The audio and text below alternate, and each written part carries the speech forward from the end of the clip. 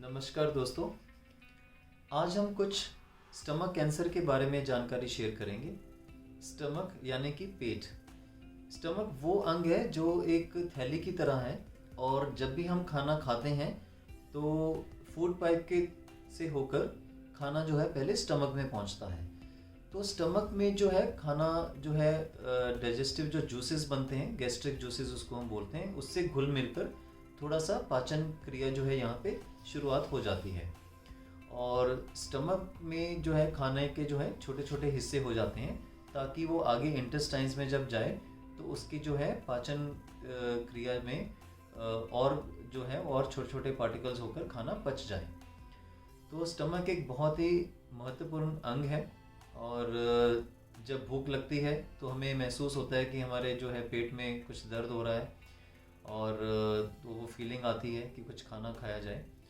और stomach cancer जो है ये एक बहुत कॉमन कैंसर है और एक कुछ खतरनाक कैंसर्स में इसकी गिनती की जा सकती है। स्टमक कैंसर आमतौर पर जब डायग्नोज होता है तो उसकी स्टेज जो है काफ़ी लेट हो चुकी होती है। अर्ली स्टेज में बहुत कम पेशेंट्स ही हमारे तक पहुंच पाते हैं। कुछ इसके लक्षण के बारे में मैं आपको बताऊंगा। तो स्टमक कैंसर्स जो हैं ये आमतौर पर जो है एडवांस स्टेजेस में ज़्यादा पाए जाते हैं। जैसे जैसे उम्र बढ़ती है तो इसके जो इंसिडेंस बढ़ जाता है और जो मेजॉरिटी जो पेशेंट्स हैं स्टमक कैंसर के उनमें वेट लॉस एक कॉमन सिम्टम है। भूख में कमी आना एक और कॉमन एक लक्षण है। और इसके अलावा पेट में दर्द होना, बदहजमी लगातार बने रहना और पेट का फूल जाना या पेट में कुछ मांस या गांठ जैसा महसूस होना, ये कुछ और इसके लक्षण हो सकते हैं। कई मरीज हमारे पास आते हैं तो स्टमक कैंसर के जब डायग्नोज होता है तो उसमें खून की कमी पाई जाती है।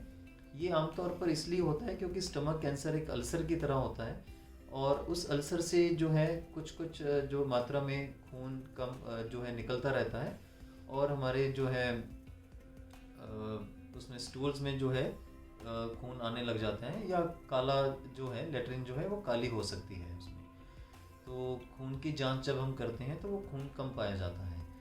तो इसका जो डायग्नोसिस है वो एक कुछ सरल इसके जो हैं उपाय हैं इसके डायग्नोसिस करने के। एक तो हम कुछ सिंपल सीटी स्कैन कर सकते हैं पेट का, उसमें स्टमक कैंसर का जो कोई मास है वो नज़र आ सकता है। इसके अलावा एंडोस्कोपी जो है एक बहुत इंपॉर्टेंट टेस्ट है। एंडोस्कोपी भी आजकल बहुत कॉमनली जो है उपलब्ध है। बहुत से डॉक्टर्स एंडोस्कोपी करते हैं जो हमारे गैस्ट्रो के डॉक्टर्स हैं।